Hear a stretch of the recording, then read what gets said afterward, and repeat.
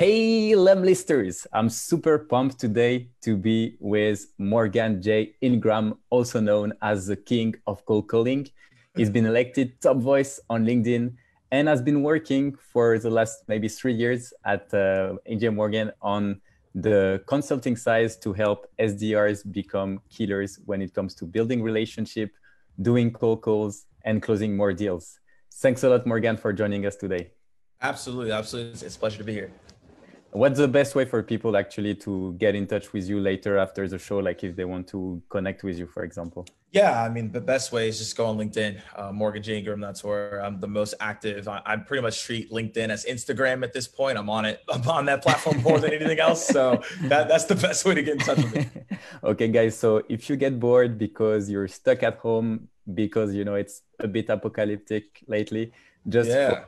because he's posting like really dope content. That's actually how I came up, with the Yeah. idea of creating like this show, because he's also running an amazing show about like SDR sales and everything, and he has tons of tips. So a question, because we're gonna start right straight to it, because I know like people are actually like watching and like they're waiting for it. They've been maybe waiting at home for the entire day, to get the Right. live. So essentially, like what I've seen a lot, and I've come through this as well. So I'd love to take your take on it, but it's what we call like the fear of prospecting. So whenever you have your list of prospects, you've done the research and everything, and you're here, you have your phone, you're ready to dial in, but you've got that fear that's kind of holding you back, and this can come and go. But most of the time, I see a lot of young SDR or young sales or even founders having that fear to get in touch with others. So do you have any tips to overcoming that fear? And when it comes and go back, like how do you do? Yeah. So obviously right now, everyone in this current state is hesitant to prospect. Even I'm right now, I'm like, okay, how do I approach this? Right. So I want to take that mindset out of it first and foremost, because I know some people are like, hey, well, we're in a different situation. Like, let's say we're not in the situation. Right. So normally what I see when people face that fear of prospecting is that you're afraid to get rejected. Yeah. Now, I don't know anyone that's like, you know what? Hey, I want to get rejected today. I don't know. I don't know about you. Like, no one's like, you're like, I oh love man, that. like, dude, I can't wait till someone slams the door in my face. I can't like the people that say that I'm like, all right, get out my face. So like at the end of the day, right, what you need to be focused on is, okay, if let's go cold calling, right? If I cold call somebody and they reject me, you got to think about what's the worst case scenario. The Yeah. worst case scenario is always to hang up on you. Yeah. The prospect is not going to come up and be like, hey man, that call was terrible, and fly to your office and have a conversation with you. They don't have time to do that. So that's was the biggest mindset shift for me. I used to be afraid of making cold calls, but once I realized like, wait, I don't even know this person and they're not going to come after me. Why am I so concerned? Okay. Like, it makes no sense. So that's what allowed me to get over the fear. And then also it's the fear of like, hey, I might say the wrong thing. And you have to continuously practice to make sure that you're not saying the wrong thing, to put yourself out there. No one is going to have the perfect message every single time. It's just not going to happen. But you have to practice. You have to continuously talk to other people to figure out what are the best practices you need to be doing to get better. So those like the main thing is that you just have a fear of rejection, but ultimately you shouldn't have a fear of making any mistakes in your process, because you can't break prospecting. You can only create on top of it. Okay. So essentially it's like don't be like overthinking it being perfect, and no one's perfect, and Yeah, it's no, it's fine. perfect. And also like not being afraid too much of being rejected, and picturing kind of the worst case scenario would be like someone hanging up, which is not the end of the world. That can happen anytime. Exactly. Okay, awesome. So my next question, it's kind of going through that stage. It's like you have phases where you're going to be rejected. Sometimes it's going to be a lot, and Yeah. depending on the company you work for, sometimes it can be a lot, a lot. Yeah. Yeah. So Yeah. how do you keep the motivation? Because like okay, it's like the first step. I'm like, okay, someone can hang up on me, but if it keeps happening, and sometimes you're going to close, but most of the time you won't. So how do you keep the motivation and like months after months, keep grinding, keep that hustle, and keep that same mindset of keep calling people? Yeah. So how do you keep your motivation? Me personally, You personally, yeah. For me, it's like I just keep the goal in mind. My goal, is to always help out as many people as I can when it comes to sales in general, giving best practices. So even when I'm down, I just think about the goal, and that's kind of what like motivates me day to day. Actually, so exactly what he just said is what everyone should be focused on. What's your goal? Okay. Right. Like this for example. So France, we'll use you all as an example.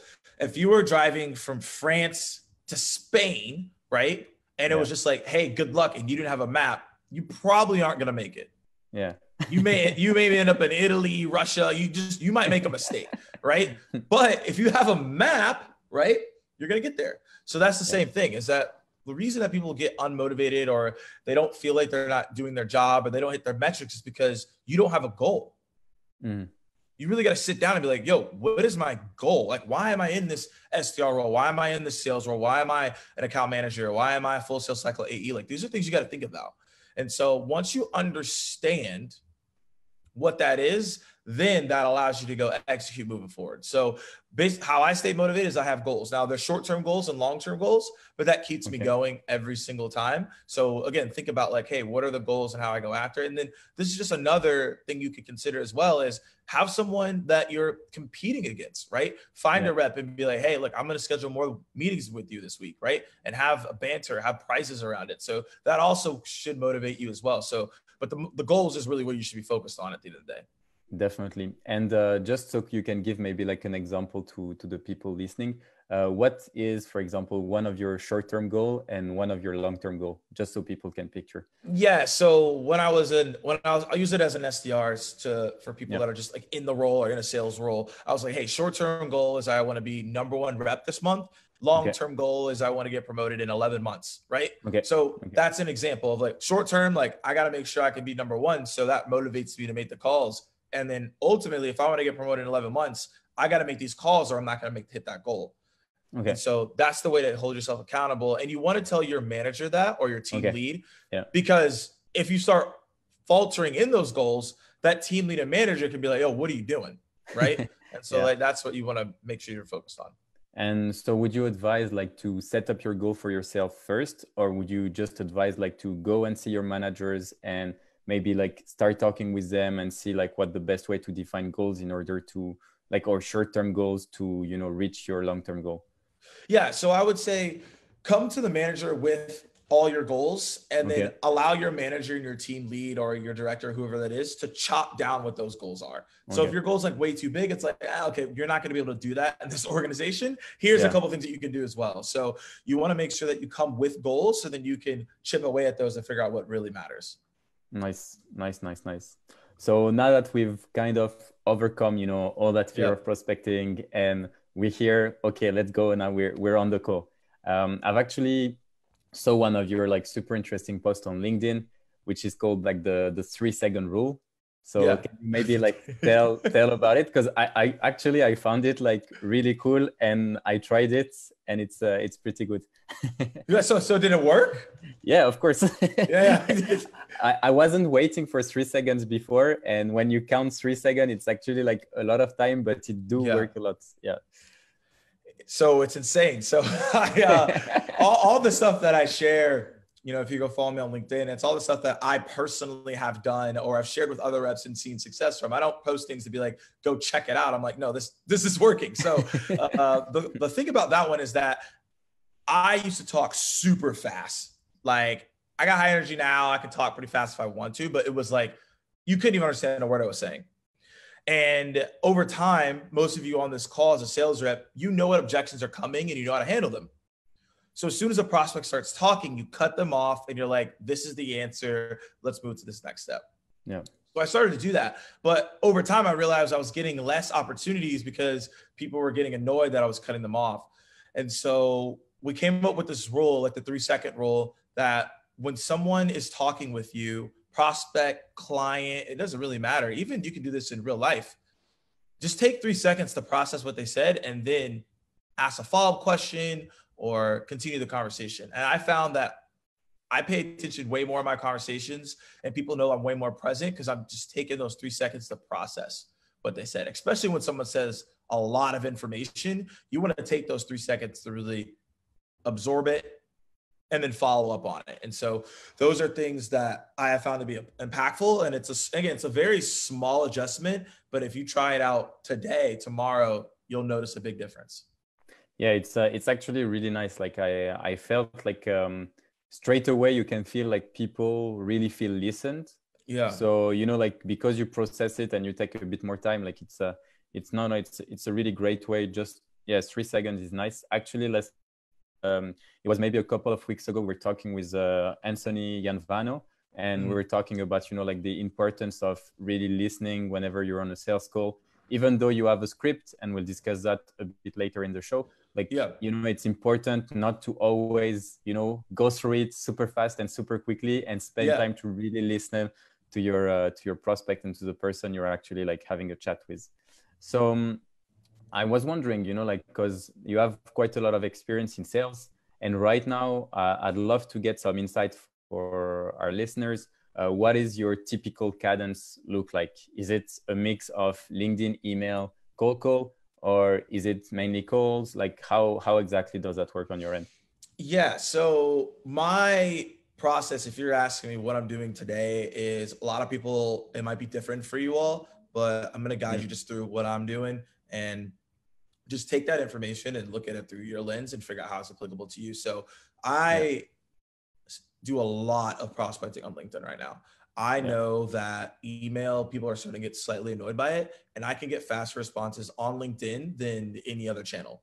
So I spend a lot of time there. I build up my connections there, first degree connections, having conversations with other people, sending videos, doing voice messages. I found that that's personal, especially when you make a video for somebody. They know that it's personal to some degree. Like I took the time to make it. I did the research, and I made sure I could have that conversation with that person.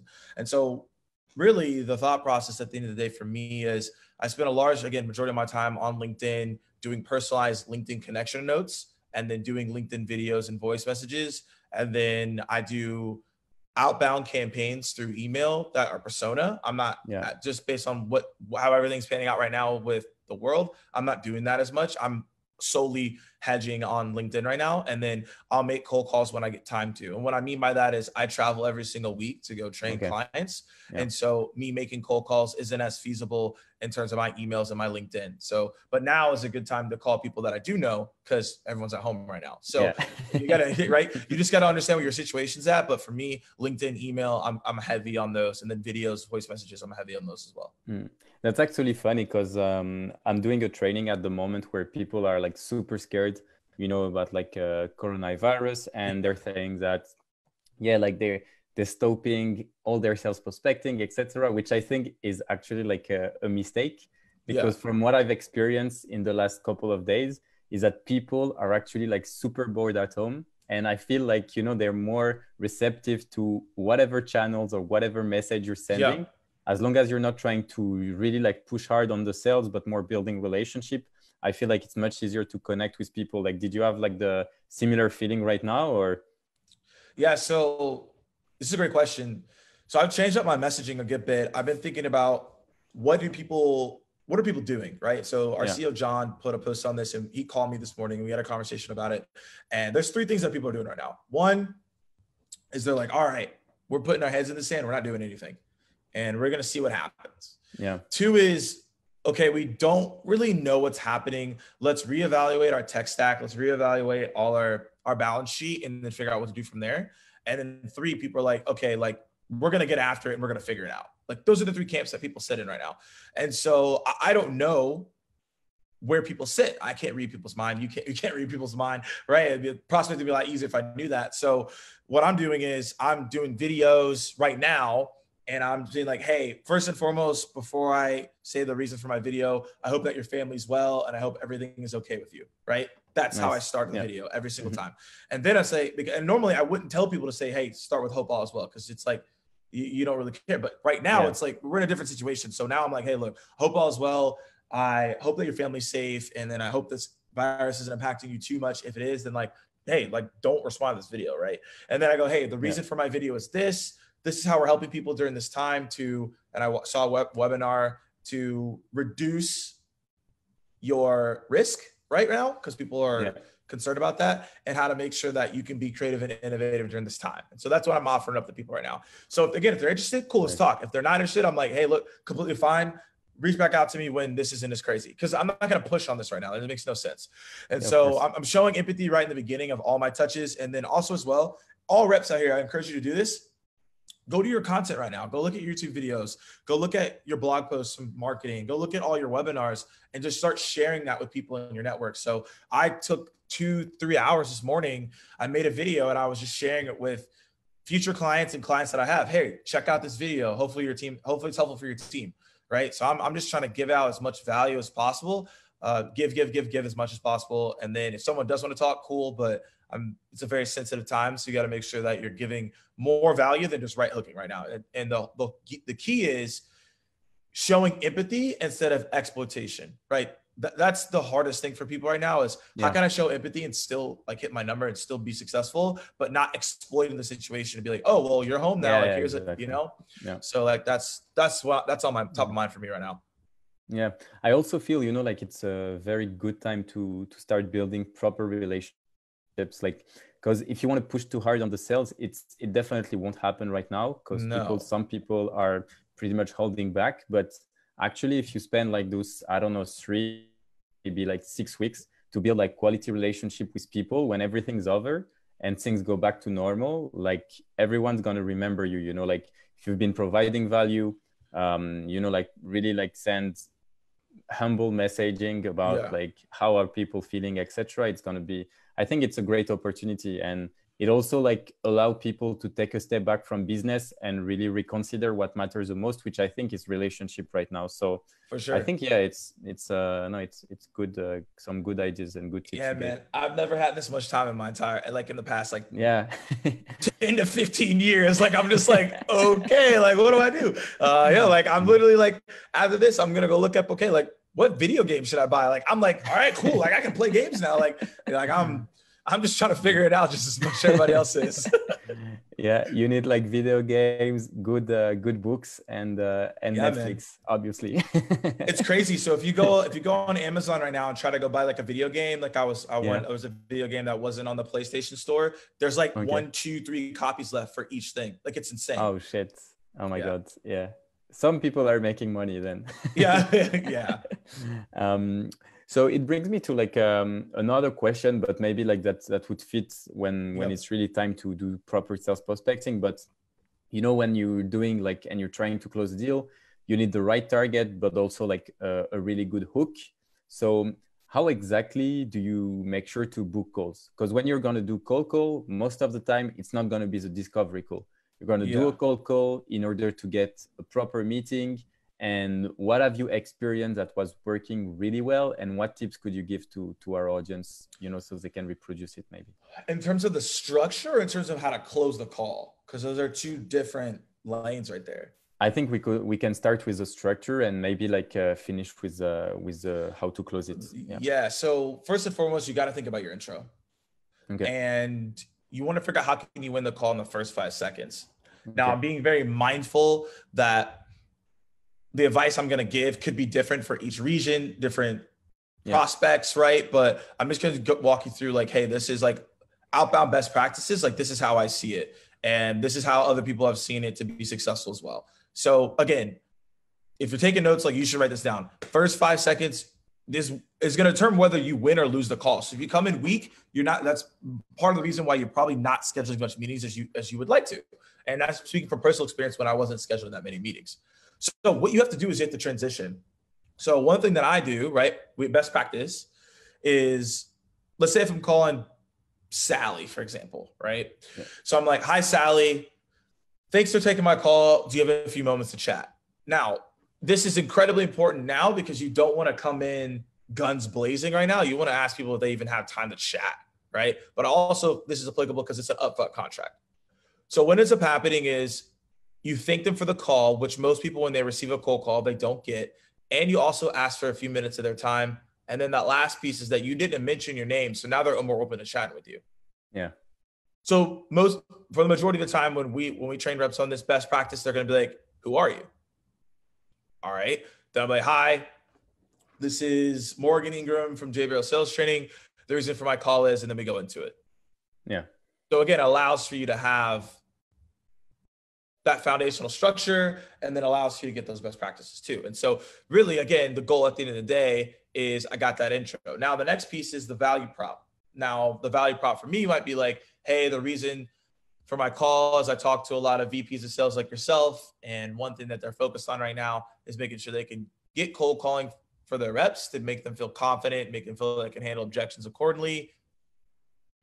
Based on that, we give them a foundational structure in order to do that, right? Is that impactful for you in any way? Or you could say, how are you currently making sure your reps are converting into top tier accounts, right? And then what that does is that sparks a conversation. So your goal is, once you've gotten that person to be like, hey, I want to talk to you in the intro, you want to provide them a value prop, but you also want to have a leading question that gets the person to think.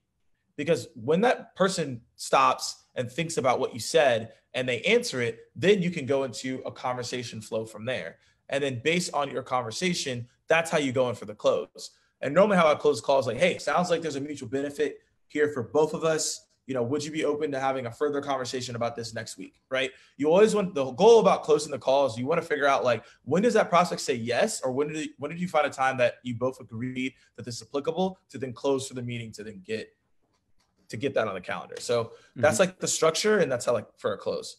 Nice. And when it comes to closing, you know, you said like in the sentence you mentioned, you said, when will you be available next week? Would you go straight for a date, like Tuesday, Thursday, or like Wednesday or whatever? Or would you just go like open question and ask for, normally I go straight for it. So I'm like, it looks like that it looks like we both are aligned here. It looks like we both agree that this could be a fit.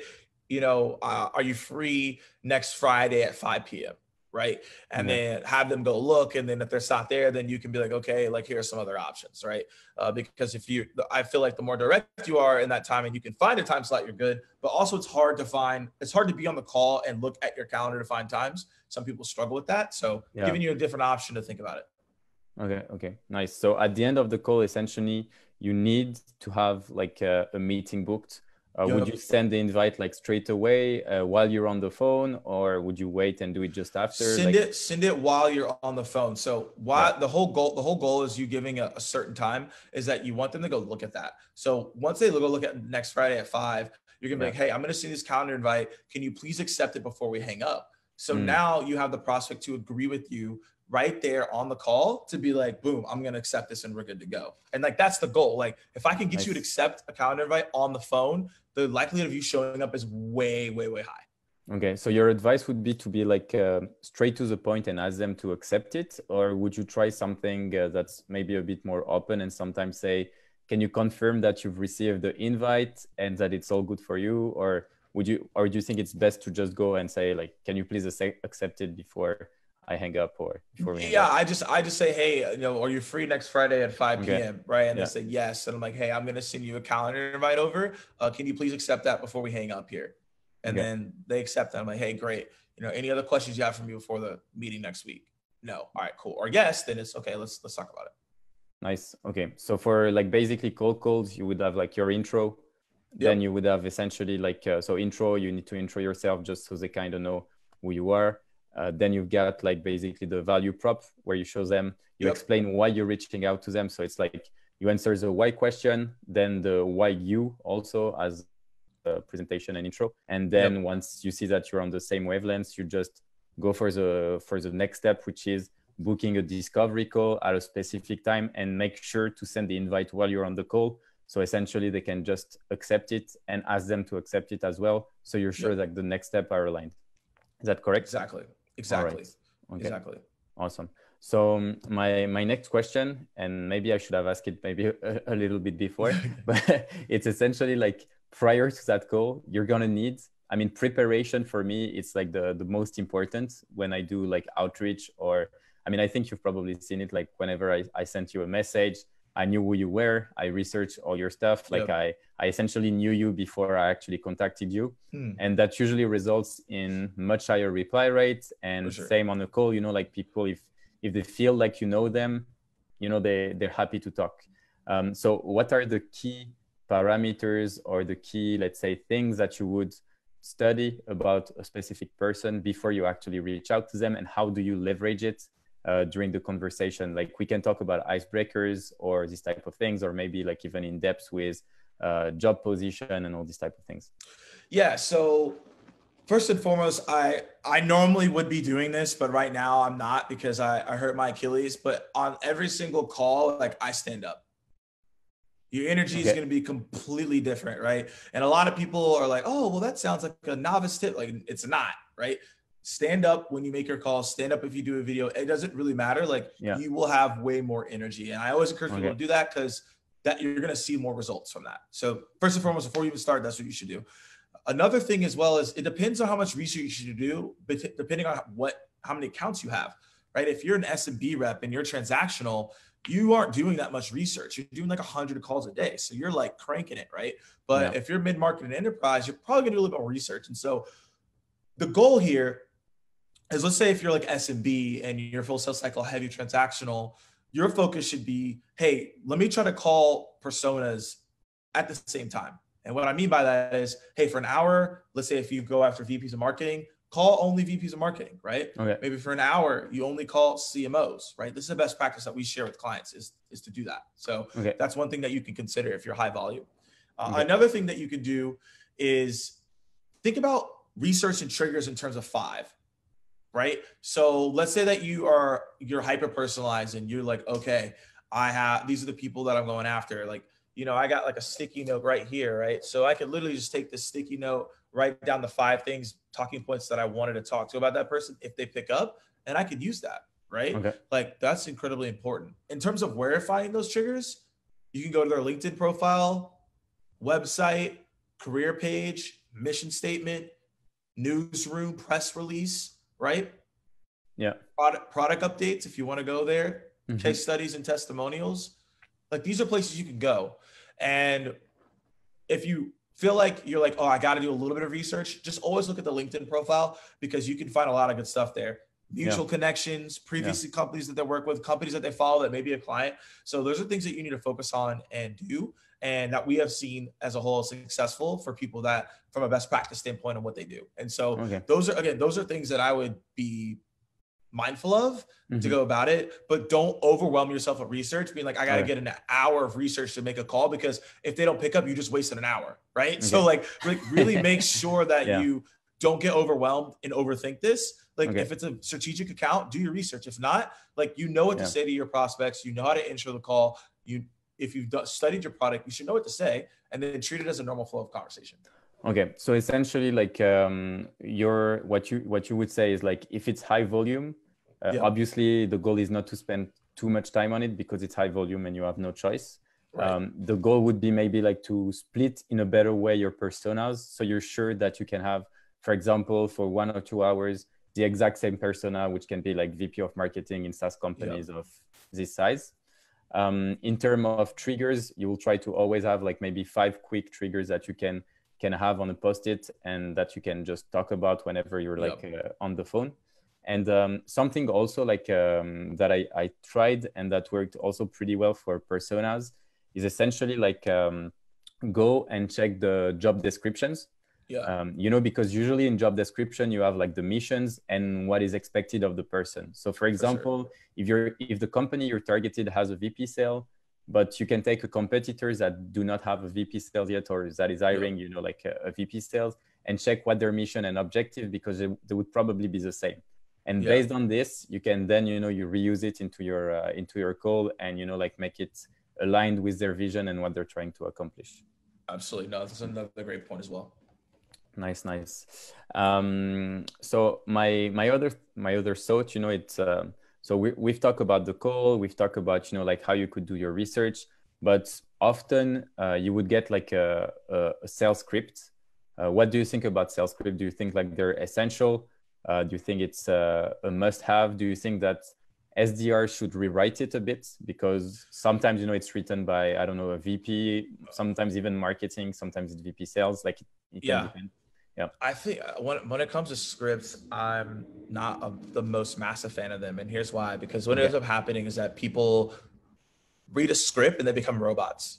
Okay. And yes, you could argue and be like, actors have scripts, et cetera, but those are, they've been doing this for a while. So right. So, right. And the people who write them are like, they've been in the game for a while and right. And they know what they're doing there. So the thing is that like, when I say scripts, like, again, you don't know who's writing it, right? Could be manager, could be marketing. Marketing does a great job creating awareness, but they don't have that context that you need when it comes to sales. And also the person who wrote it, that they're not you. So you're going to be saying a lot differently. And so what I believe in is formulas. So anything can be inserted inside a formula. I'm a huge math person, right? So if you have a formula, you can plug and play it any way that you want to. So what I just gave you all is like intro, value prop, call to action or some type of question, and then close for the meeting. And then inner in that is tone and pace, right? Okay. I don't know your tone. I don't know your pace. I don't know your confidence. I don't know you guys, right? So like, I have no idea. I have no idea. But I do know that formula I just gave you is universal. It'll work in France. It'll work in Spain. It'll work in the UK. It'll work in the Nordics. It doesn't matter, right? Like you can implement that. The change is that what we see with most teams is that, hey, in the United States, here's our script. Well, hey, look, in Europe, that doesn't work, right? And then that's where that dispute comes. But if I give you a formula, you're like, okay, that's a formula. I can go do my thing. Right. And so we should all be focused on what's the formula that we should be going out things instead of like, here's the exact script of what to say. Because people, I feel like, get really robotic and they're not able to do the things they need to do when that happens. Yeah, I agree. Because I think it really depends on the type of sales rep. But for most, I think that they become robotic, as you said, like, because I've been, I receive tons of cold calls all the time, and I can feel, when it's a script, it's like, it's super easy, you can even make tests, where you just stop talking and see, what they say, so no, definitely. Yeah. So I really like this idea of formula, because you can definitely adapt it based on the audience, based on the conversation, based on pretty much every parameter, is like even region. So it's great. But one of the questions I've got, it's like, even though you have a formula, sometimes I think it's good, to go maybe a little bit more in depth, especially when it comes to value proposition, because it's kind of, where everything stands. So it's like, you can be really good at cold call, but if you're selling, or if you don't know how to translate the value proposition in the words where your prospect's gonna picture himself, like a better future or something, like, it's not gonna work. So how exactly do you manage, or do you have tips, on how to be sure that your prospect would perceive your value proposition as something that's bringing him more value and a brighter future, I would say? Yeah. So that you won't exactly know, because you don't know what that person's dealing with at that time, right? The only thing that you do know is what have other clients invested into your solution for.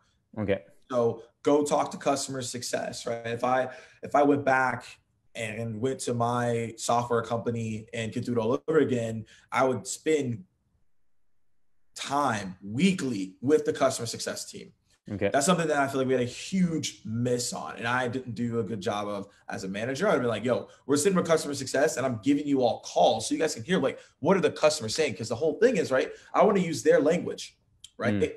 I don't want to talk in my own language. I want to use theirs. So if I can able to talk in their language, I'm good to go. Right. Okay. It's the same. It's the same with everything. Right. Like if I go in and have this one language with this group, right, and I think it's going to work in all the other groups, it won't. So the whole key though is go listen to your customers. What's their language? Take that language and go prospect. There's confidence that your product or your service provides a solution for whatever problem that they have, but also as well, you do have to take in consideration that some people may not reply because they may be busy. It may not be a priority. And those are things that are out of your control. Control what you can control is what my boss always told me.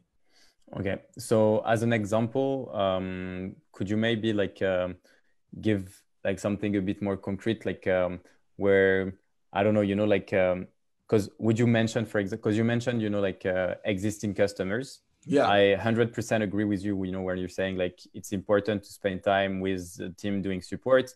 Like we have a software company. I know like more than just spending time with the person who's doing support, I just like do support myself sometimes because I really enjoy it. It gives insights and everything. But yeah, like what would be according to you, you know, like an example, like, because you mentioned existing customers. So would you actually mention them during the call, like saying we've worked with XYZ and here were the challenges, or would you still try on the cold call? Yeah. Yeah. So on the cold call, right, this is gonna be different than the discovery call. Discovery call, it's a different conversation. The cold call, this again is depending on where you're at in your organization. There's some organizations where you have big clients, but you're not allowed to mention their name because that's just part of the contract, right? Hey, you can mention you're in this industry, but you can't mention the name. So if you can mention the name, that'd be great, but I don't want to give that advice because some people you may not be able to.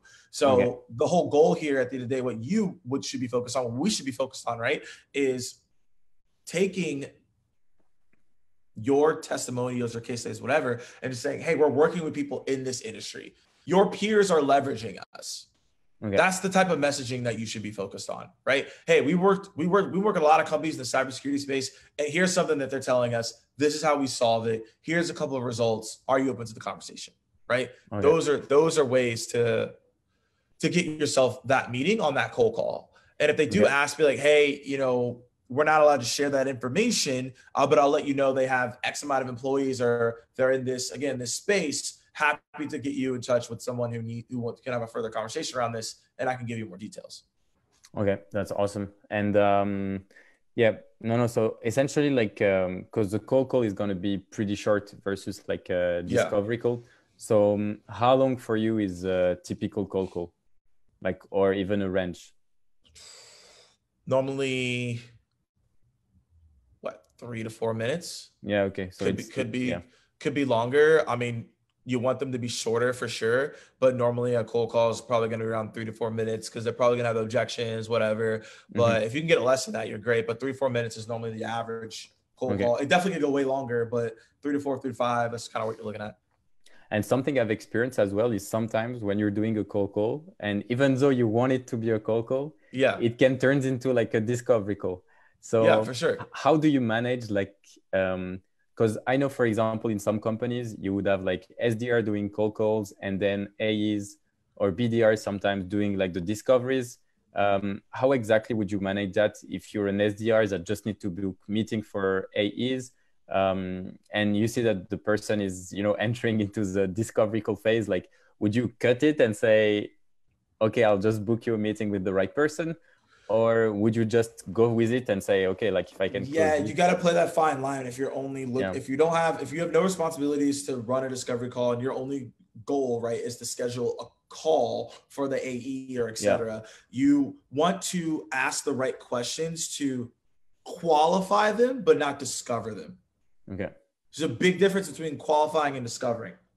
So, hey, I'm just trying to qualify you. So I'm going to ask you some qualifying questions to make sure that I can get a good handoff. You don't want to get too deep in the discovery. Well, it depends on the rep, but for the most part, like that rep may not even be prepared for the discovery, right? Because then you're going to get asked questions you don't know, and then you're going to unqualify the entire opportunity. So when you feel like you're getting in a discovery phase, make sure you just properly qualify. I always say, hey, give them the right answers, but then instinctively know, like, okay, I've asked like 3 or 4 or 5 questions here, and tell them, hey, these are great questions you're saying. I've written them down. Let me hand you off to an AE so you can have a further conversation on this. Okay. Yeah, that's great. And something also that I've seen is like, you know, you see like SDRs that are really good at closing this next meeting. But the thing is, like, whenever they do the cold call, they sometimes don't ask the right question and the person is absolutely not qualified, even though you can figure it out during the discovery call. It could have been figured out like much earlier, and then you're kind of wasting a lot of time. So I saw actually people, you know, like I don't know, when I was working, when I get cold call and I see like the process, and if I'm really busy, etc., I've been accepting meetings where I never went. You know, it's like just because the guy was like so pushy, I just accepted it. So how exactly, as a SDR or founders or whatever doing like cold calls, how exactly do you know that a call went good or not based on the conversation you had? I mean, the call went good. You got a meeting, right? So like you got at least got a meeting. You can gauge tone. Like this is something that you have to determine over time as you get better at this. Okay. And this isn't something you're going to get overnight. This is just something I've been able to learn is you can sense, you can feel how the prospect is interacting with you. And that's where you know whether or not it's going good or bad. Right. And so my rule on that is let's say that you're getting objections, push 3 times. On that 3rd time, that's when you take a step back. Yeah. Sounds like you're not interested in this. Best of luck on everything. Have a good day and move on. Okay. I have gone over 3, and that's where things have been massively uncomfortable. So do not do over 3. And if some of you guys are gonna be like, Morgan, I don't believe you, and do 3. All right, cool. I'm just gonna tell you, you're gonna be uncomfortable, and your prospects are uncomfortable, and I don't want to hear it and why that was uncomfortable for you. I'm telling you, it's not gonna work. So the thing is that like what we've seen right across the board is when you are having a conversation with the prospect, you need to chameleon them the best way possible. So when someone is a little bit happy, hey, be happy with them. When someone's serious, be serious, right? These are things to take in consideration, and that's what will help you have better conversations across the board. Okay, awesome. I mean, it's been quite a bit of time since we've been talking, so I'm just gonna jump, with the question because we have quite a lot actually. So okay, let's get it. I'll just pick okay, one that is I think pretty maybe easy to answer. You don't always have like the direct line to the person you want to reach out. So can you give maybe like 2 to 3 tips to just get past the gatekeeper? That's for Martin. Okay, so Martin, first and foremost, if this is just a side tip, I'm not gonna answer the gatekeeper question just yet. If you go on LinkedIn and you're connected to that prospect in some way, most prospects at the beginning of LinkedIn, most people may have been this, maybe not, you are required to put your phone number there, right? So some people haven't taken that off. So that's where I would go first. All right, I'm gonna give you another route. I'm not even getting into the gatekeeper yet. Here's another route. I did this a lot as a rep. Call the sales rep in that organization. LinkedIn that sales rep in the organization. Hey, real quick, I've been trying to reach out to Tom for the past couple of weeks and I can't get a hold of him. Is there a number I can call him on? Is there a best way to get in touch with him? Most reps are gonna be like, hey, like here's the best way to get in touch with him.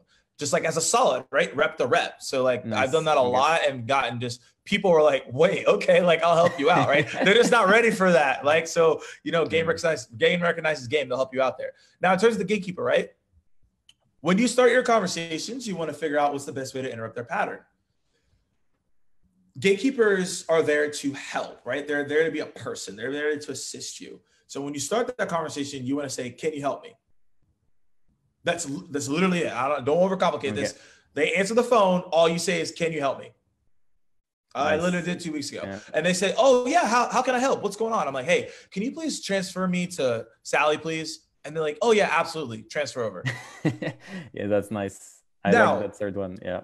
Right. But here's the thing. Some of you guys are like, oh, here's a silver bullet. Look, I don't have silver bullets. All right. I'm just telling you, here's a process that works. If that person says, you know what, look, I can't pass you through, then you can always ask them a question they can't answer, right?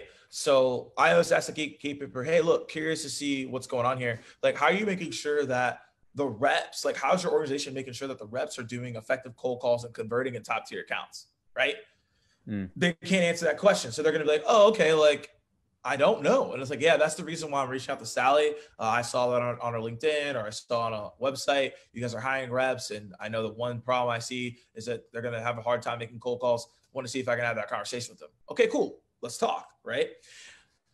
When you get through whatever way that you want to do it based on what I've told you or what you know, right? You use my new intro, you use the way that we just talked about. The best practice here, I told my team to do this and we saw great results, is when they say, yes, I'm going to put you through, stop them and be like, hey, real quick, before you transfer me through, can you share with me the extension number of this person? Because my phone has been buggy today and I don't want to get disconnected.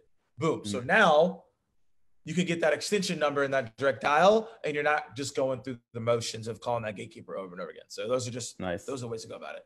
Yeah, I like that. I like that 4 tips. Pretty amazing.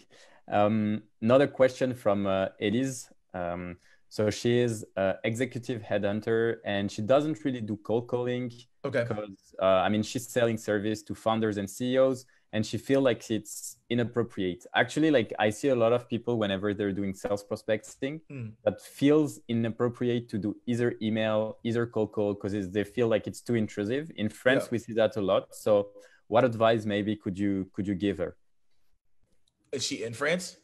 I don't know. I don't know. Okay. I mean, but Elise is like, it can be French.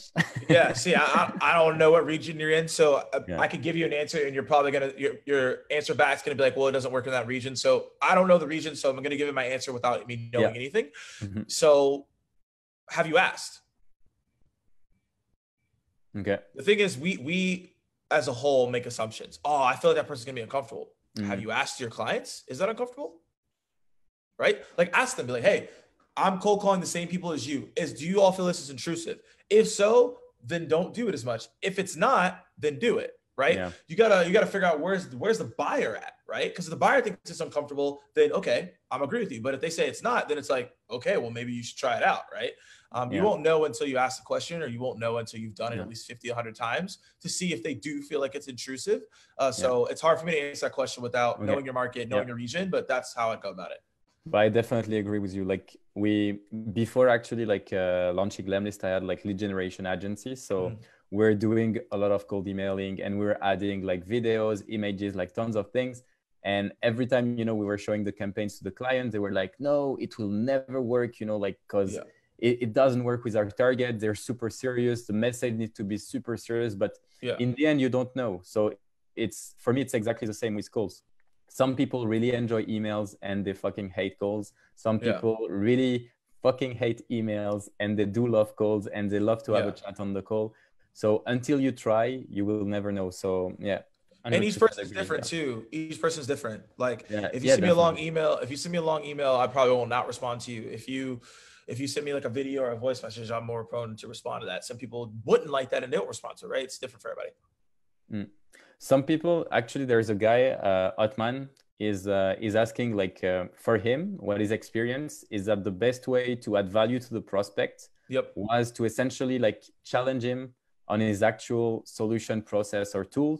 But what, according to you, would be the great way or the best way, to get their interest in the first few seconds, so you can actually challenge them on what they've been doing, Yeah, so it's follow up to what you're saying. Like, ask them a question that makes them think.